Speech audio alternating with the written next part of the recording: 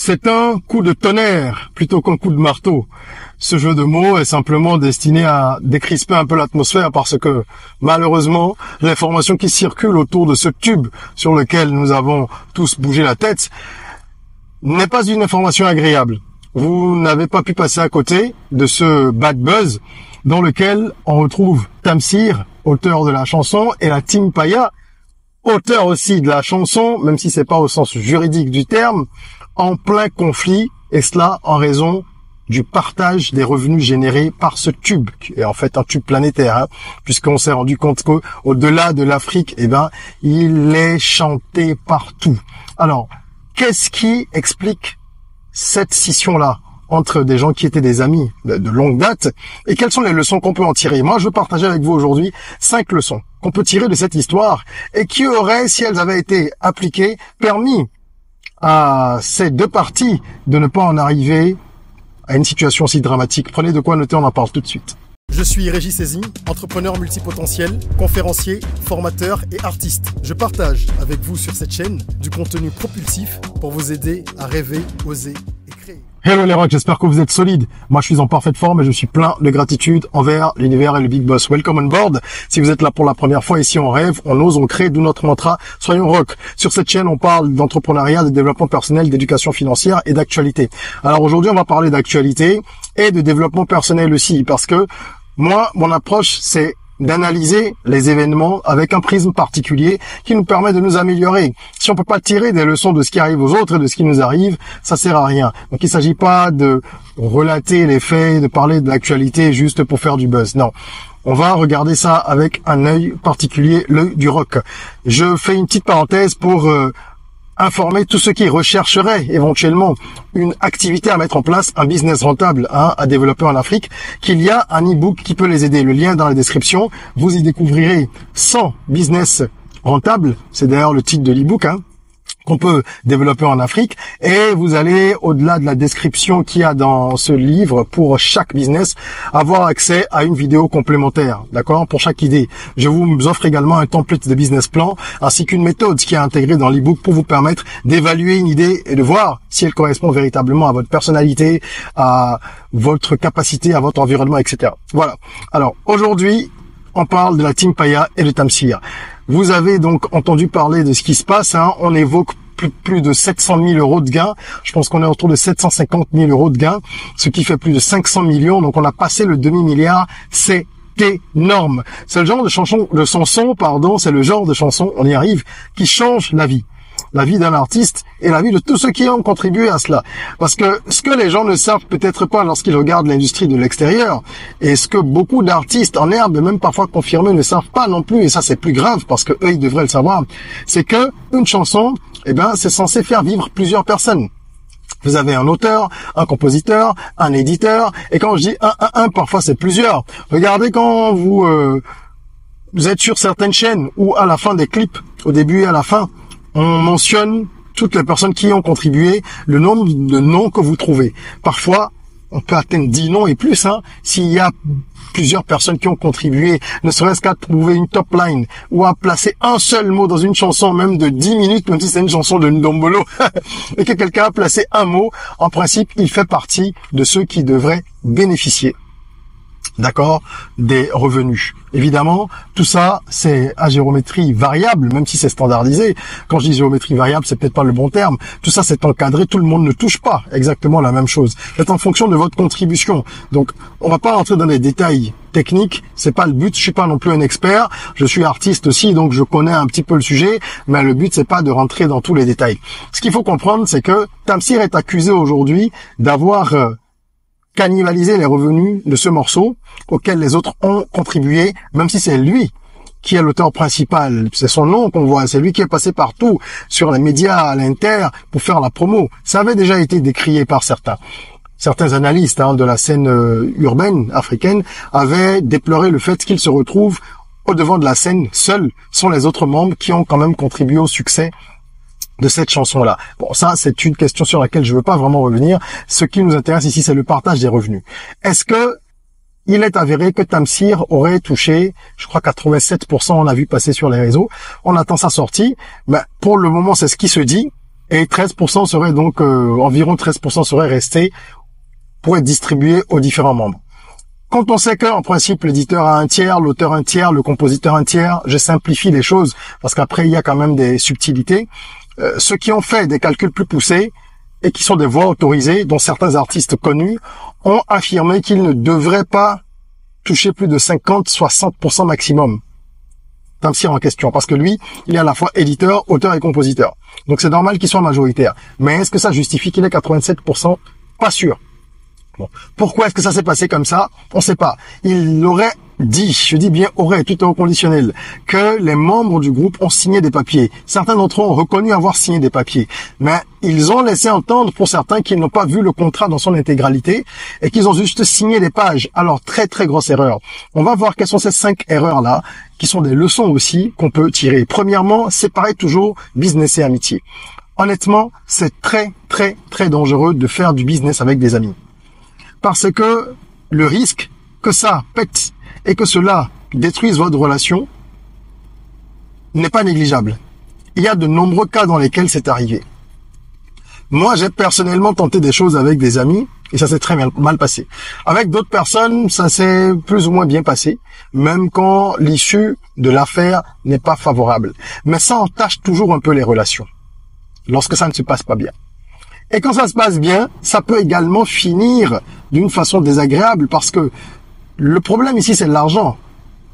C'est pas le fait que le business fonctionne ou non. Quand ça fonctionne, c'est parfois même plus dangereux. Qui gagne quoi? Qui prend qui est lésé? Ça, ce sont des questions qui finissent toujours par surgir dans un business fonctionnel. Et même quand il y a eu des ententes ou des pseudo-ententes, quand l'argent rentre en jeu, ça divise les gens. Il y a 2 choses qui divisent les gens, les amitiés surtout masculines, l'argent et les femmes. Donc si vous pouvez éviter de faire du business avec vos amis, c'est cool. Si vous décidez d'investir ensemble dans une entreprise, c'est différent si c'est pas l'un d'entre vous qui est aux avant-postes.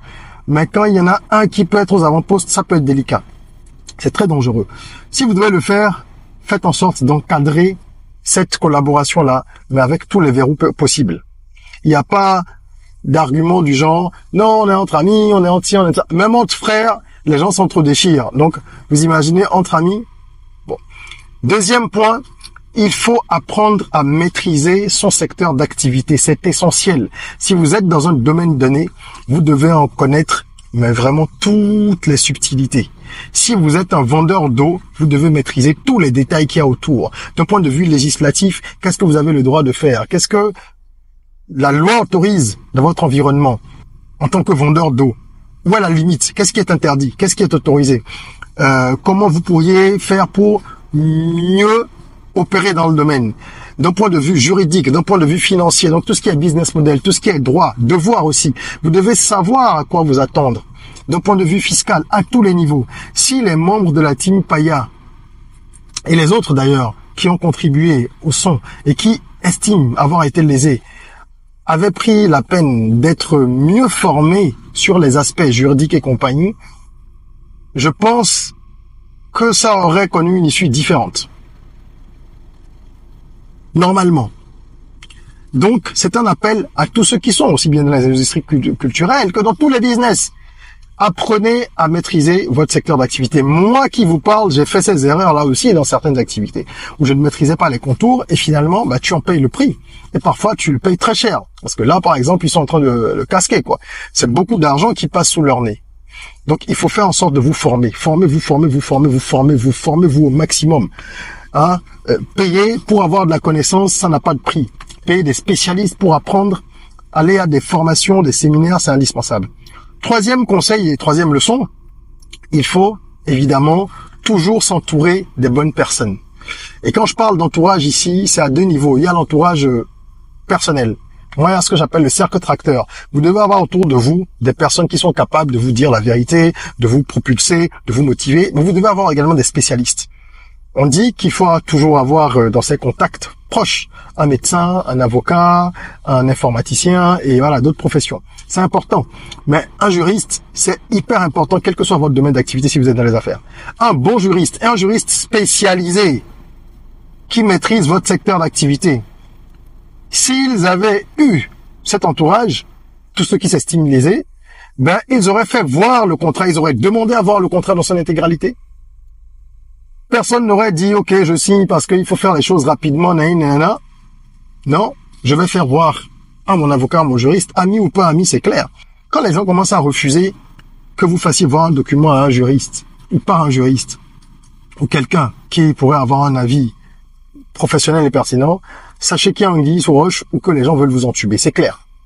Donc, apprenez à vous entourer des bonnes personnes, des conseillers, des personnes qui sont des voix autorisées dans leur domaine d'activité. Vous comprenez? C'est super important. Ensuite, en 4, il faut toujours formaliser les collaborations.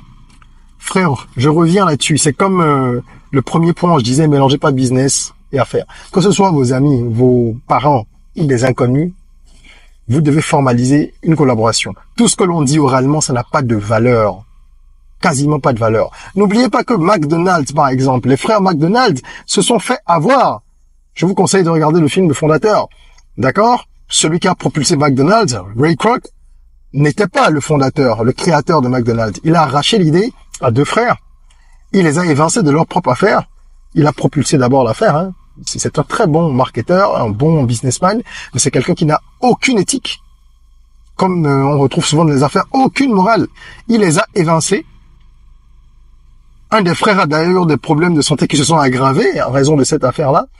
Et il leur a promis, lors de la signature du deal, où il est dédommagé très sommairement, quand on compare à ce que ça générait, il leur a promis, je sais plus, je pense que c'est 1% des bénéfices ou quoi, non?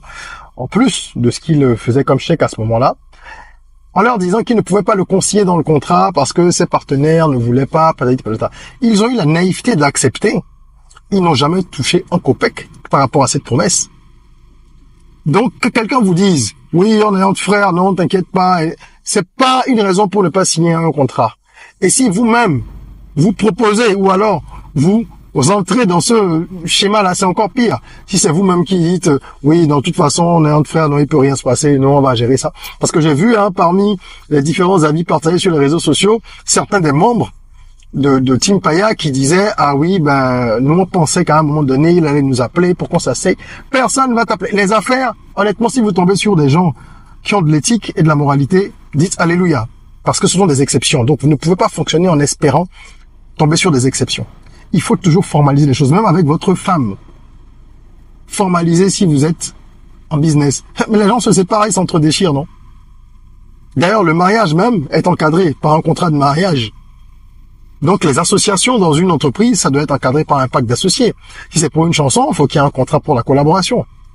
Un service juridique, c'est super important dans tous les secteurs d'activité. On ne blague pas avec. C'est super, super important. Et je finirai par la 5e leçon à tirer. C'est que l'argent révèle toujours le vrai visage des gens. Moi, je dis, si vous voulez connaître le vrai visage des gens, attendez qu'il y ait entre vous une question d'argent. S'il est avéré que Tamsir